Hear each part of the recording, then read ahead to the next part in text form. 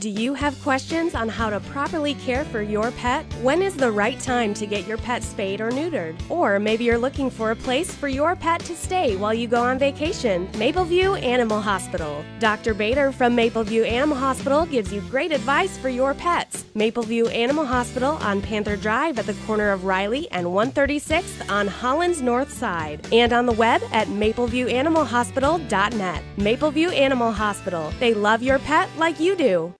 And before we begin our proceedings, we have a lot of speakers that have come to honor Lyle on this day.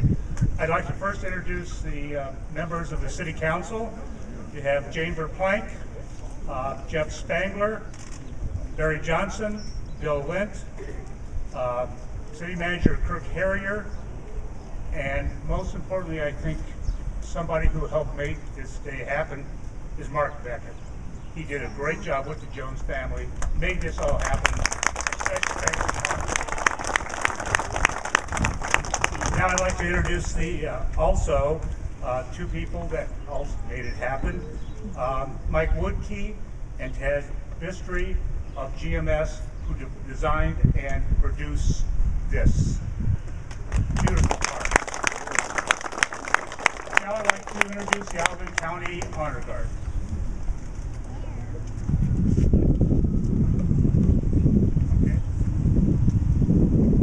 We're real pleased to have the Allegan County Honor Guard join us today. Sergeant Ken DeVries, Detective Martin Mendel.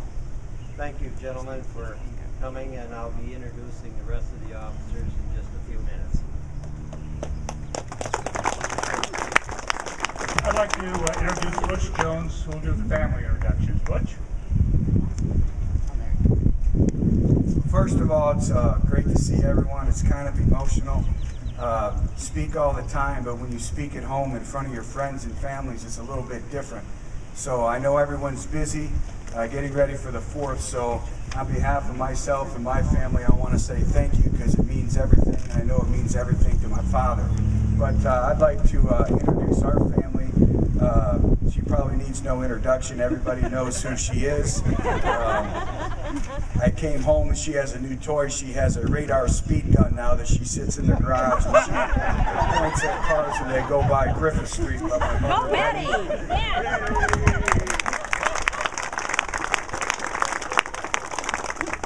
My wife of, I believe, we go in football seasons, I believe 20? 20. My wife of 22 years, Barb. And then I have 3 boys. Come on, hurry up. Introduce yourself. Hi, my name is Andrew. Tell how old you are. And I'm 7.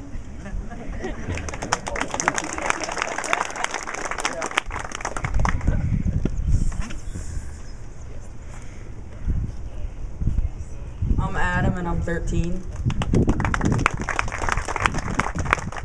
And I'm Alex and I'm 17.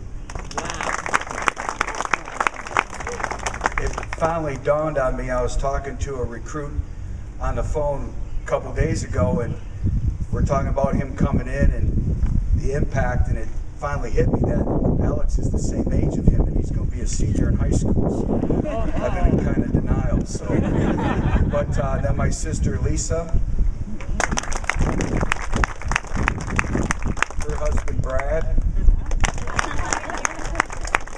Come on. Oh, there you go, boys. And you can tell they're from Canada and they're hockey players. Good for them. My name's Cameron and I'm 19 years old. My name's Connor and I'm 15 years old. So right now what I'd like to do is have my Uncle John come back up, and my Uncle John is kind of the rock of the family right now. He's kind of taken over the role that my father played and does everything for our family, and he'll continue on with the ceremony. And this is his wife, Laura. And their son, Kevin. Where's Kevin? There you go. Thank you, Butch. It's really great to be here this morning on such a special occasion. Thanks, everyone, for coming out. that Lyle was my brother-in-law and definitely had an influence on my career and my life. In 1967, I started the State Police Training Academy. That was the same year, in the summer, that Lyle became police chief of Saugatuck. Lyle and I would talk about police work through the years and relationships that would develop with different citizens and over different times doing different things. I know that Lyle definitely had an influence on many people in this town and quite a few people that not necessarily were from this town but were visiting this town. These individual lives, as he came in contact with these people for whatever reason, he made an impact with those people. Most of the time, he would just guide them through difficult times that they may be having in their lives. Lyle also had an influence on my son's life and his career. My son Kevin has been a police officer for 11 years now and works for the Unadilla Township Police Department in Livingston County. Both he and I share the same feelings concerning Lyle and the impact that he had on our lives and our careers. Now I would like to take just a couple minutes to recognize the various officers and police departments that they represent that are here with us present today. I know the family really appreciates these officers coming for this dedication. Start off, and he's already been introduced, my son Kevin.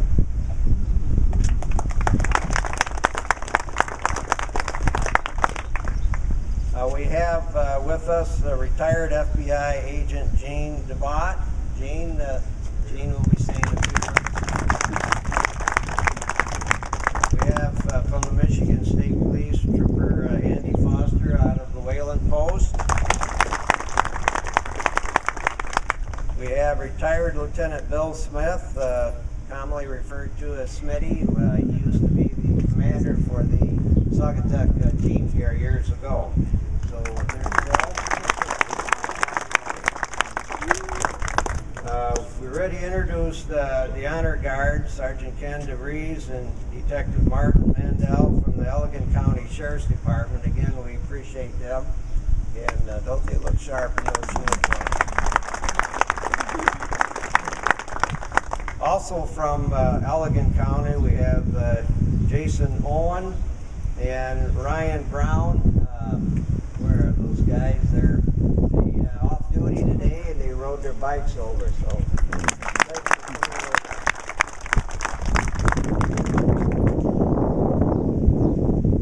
we have Chief Ken Giles from Saugatuck Douglas Police Department.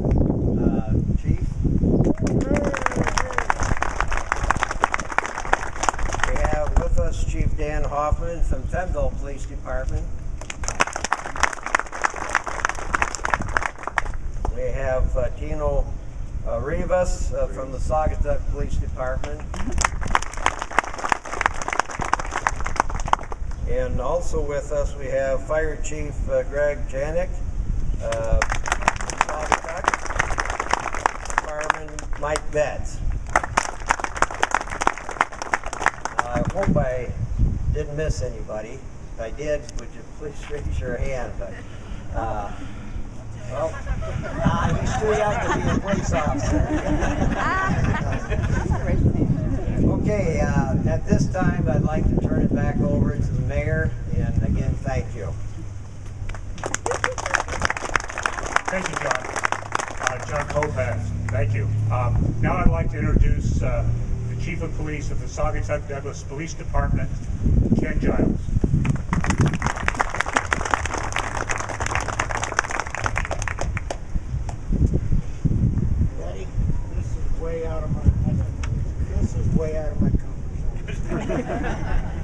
I didn't realize that I was even going to be doing this, so bear with me a little bit, okay?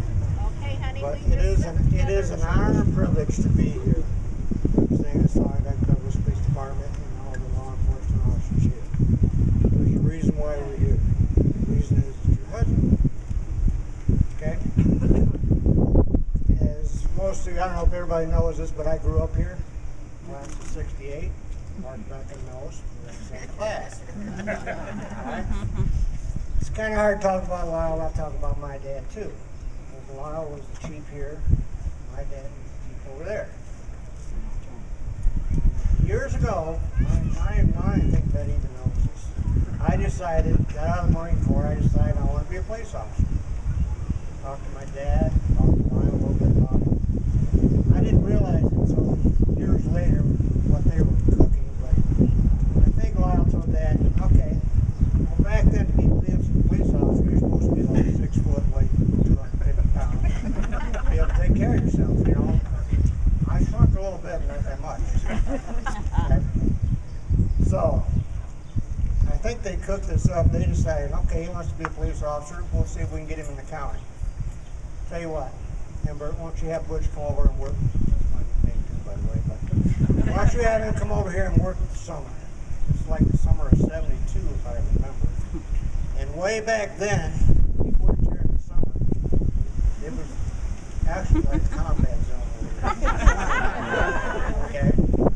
I think they wanted to see how bad I really wanted to do this. So they put me on, right? Every weekend, one bar to the next, one bar to the next. Bar fights, bar fights, bar fights. Okay?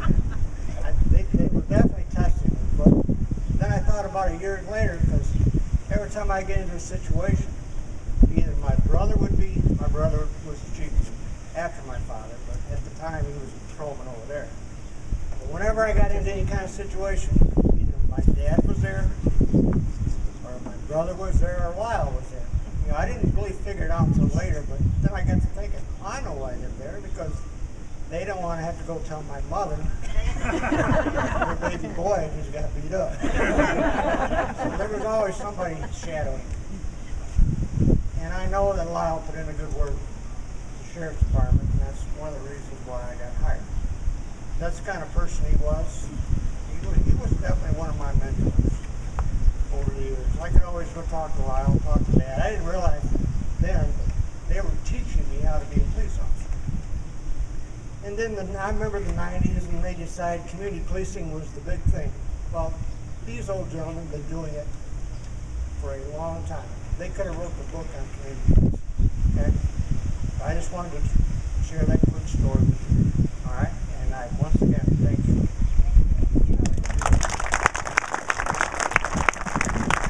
I'd like to introduce now Gene DeBuff, who's a retired FBI agent. Gene? Seems to be working better if you hold it. Thank you, Gene. Thank you, Mayor, and thank you to Betty and the Jones family for having me here. It is a real honor to be part of this dedication ceremony. 23 years ago, this coming September, I first met Lyle when I responded to the robbery of a bank right across the street here, committed by 4 knuckleheads out of Chicago. And I was part of a contingent of law enforcement officers who arrived on the scene and participated in the investigation. As it turned out, the case was assigned to me, and then I spent the next 8 months in R-Saugatuck. I like to tell people I wintered in R-Saugatuck. Most people summer in R-Saugatuck, but I wintered here. And out of the chaos of that event grew a friendship that I have treasured for the last 23 years. And in that time that I spent in this building right across the street, I took over Lyle's office, with his permission, by the way. And we spent, just the two of us, we spent a lot of time talking. And most of the time we didn't talk about the bank robbery. We didn't really care that much. We were talking about football and family and everything else. But the reality is, what I came to realize was that the man I was privileged to work with was not only a dedicated public servant and a police officer who really loved his job, but he was also a very dedicated family man. And how do I know that? Because he spent most of his time talking about his family, and that meant an awful lot to me. So today, I'm really honored to be here and to participate in this dedication of a very dear friend. It's a very fitting memorial to Lyle, and my wife and I spent a lot of time at R-Saugatuck. Now I have another special place to visit. Thank you again. Now I'd like to introduce Bill Smitty's Nick.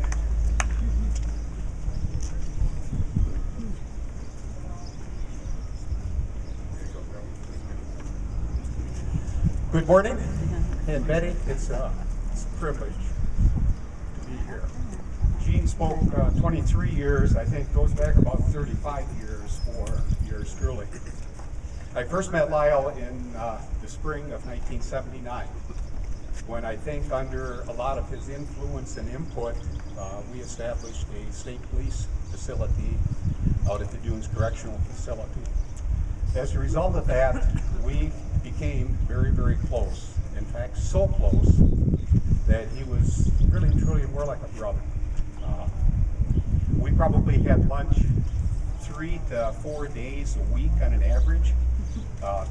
It was not unusual for him to call and say, geez, do you have time for coffee? There's something I need to run by you. I look across the street here and I can still see his patrol car and 5530, the Blue Goose car sitting there, because we had just untold meetings. And lunch was a pretty common denominator. And one thing that sticks out in my mind, Betty, is the fact that we were supposed to meet at 12:15 or a Pacific time, and about 20 minutes before that he'd call and say, geez, can we delay that for about an hour and have a later lunch today or something? And this happened quite frequently, and I thought, geez, you know, is our relationship going astray, or does he need to get up nerve to meet with me, or exactly what the situation was? And what is so neat, come to find out, he had some special details. He had special people in the community here that he would go out and meet their needs, whether that was taking the elderly person to the drugstore, getting groceries, or whatever. And you know, you mentioned the community policing. That's what it's all about. And I don't think most people in this community really and truly was aware of the type of dedicated individual that they had. He was a silent, solid rock of Gibraltar. And like Gene said, the family was so significant for him. So it's just an honor to have just a few minutes to share that with you. We love you guys. Thank you. Now I'd like to introduce State Representative Genetski.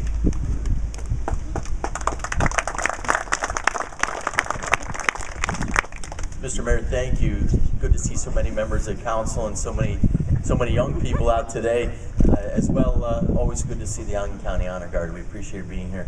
Members of the Jones family as well, thank you so much for this park. It's something that we will treasure as a community and something that we will visit on a regular basis. I also appreciate the community policing that Chief Giles spoke of, because while I was not in bars in 1972, we're part of the combat zone. My brothers, sisters, cousins, and I were mischief makers, and there's an outside chance that I may never have been state representative without Chief Jones cutting us a few breaks. A lot of the local kids really benefited from his, Bob, you know you shouldn't be doing that. Yes, Chief. Going home, Bob. Yes, I'm going home. Yes. So we are grateful for that. And I'll never forget, just a few years ago, I was at Calico Kitchen early one winter morning for breakfast, and I was on my way out, and this dear sweet lady asked me, she said, excuse me, could I have your sports section? And I thought, wow, this neat lady in her 50s wants my sports section. She's pretty cool. And she grabbed it and she looked at the front page and she said, that's my son. Her son had just been named head coach of the Central Michigan University football team, and she took not only my Holland Sentinel, but my Grand Rapids Press, and I was glad to give it to her as well. Very glad to give it to her. But it is truly a wonderful day, a wonderful opportunity to recognize Chief Jones for all that he's given, and the Jones family for all that they have given in their service. And we're very grateful for you recognizing your father, but also for keeping your family roots here. That means a lot to our small town. Thank you very much, and bless you. Thank you, Mark. I think you've heard from the people who have spoken of how special Lyle was, and that he epitomizes what makes R-Saugatuck so special. I'd like to introduce Butch Jones now. Thank you. Before I say a few words, there's many, many individuals I want to say thank you for really making this day and this park a reality. And the landscaping, GMS, fabulous. When Mark brought me here yesterday, it has truly exceeded expectations. Mayor Hess and the entire city council, thank you. Kirk, thank you for everything. Bruce Simonson, you know, you were my dad's best friend, and I appreciate that. And Mark Beckett, wow.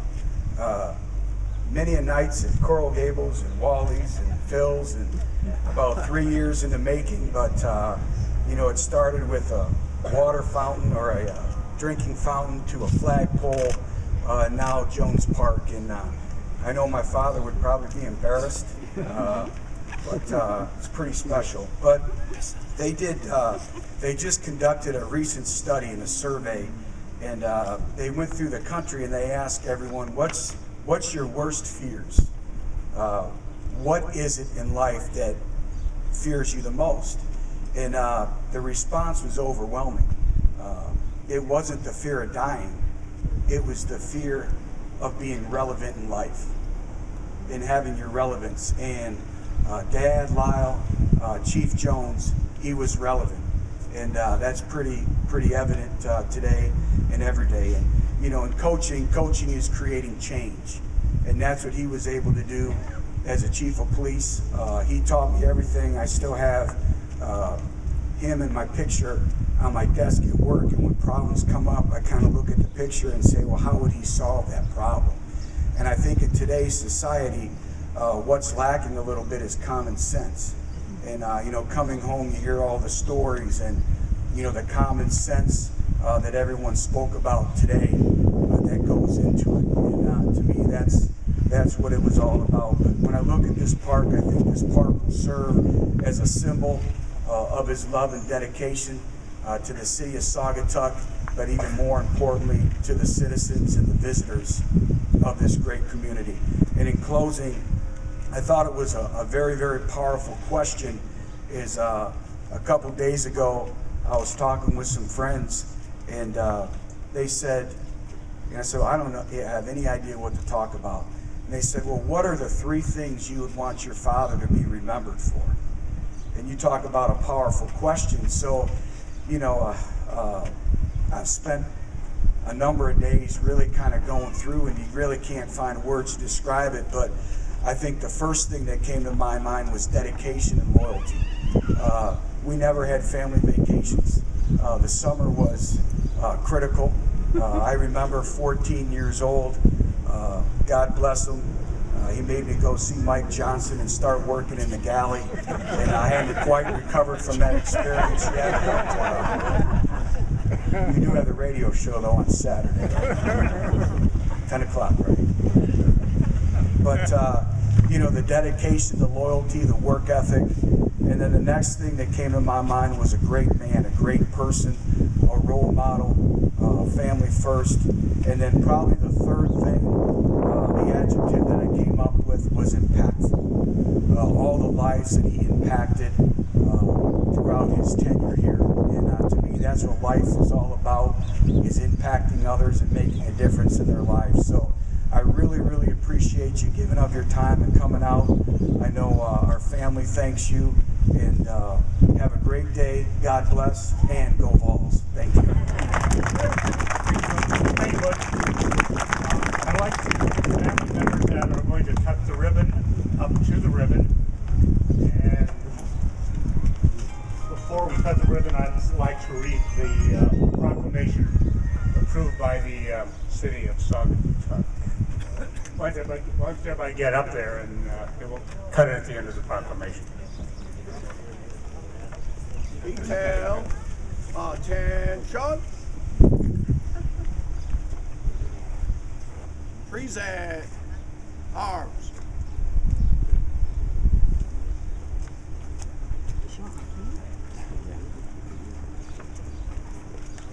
This is a mayor's proclamation, a proclamation of appreciation. Whereas there's times when the City Council of the City of Saugatuck desires to express their sincere gratitude for the dedication and service to the city, and whereas the City of Saugatuck wishes to recognize the late Lyle A. Jones for 33 years of dedicated and accomplished leadership as the first police chief of the village of Saugatuck, and whereas Lyle A. Jones was appointed a police officer for the village of Saugatuck in 1960, whereas Lyle Jones was promoted to police chief in 1968 and continued that position until his retirement in 1963, and whereas Chief Jones, during his tenure as police chief, received many commendations for actions above and beyond his regular duties, and whereas Chief Jones served with professionalism, loyalty, and devotion. Now therefore be it resolved, I, Mayor William Hess, speaking on behalf of the city of Saugatuck and the Saugatuck City Council, hereby recognize the work of Chief Jones for his always cheerful attitude and the willingness to listen, strong leadership displayed, and for the many hours invested in protecting the Saugatuck community. And be it finally resolved that the park known as Information Booth Park is now officially Jones Park, dedicated to Police Chief Lyle A. Jones.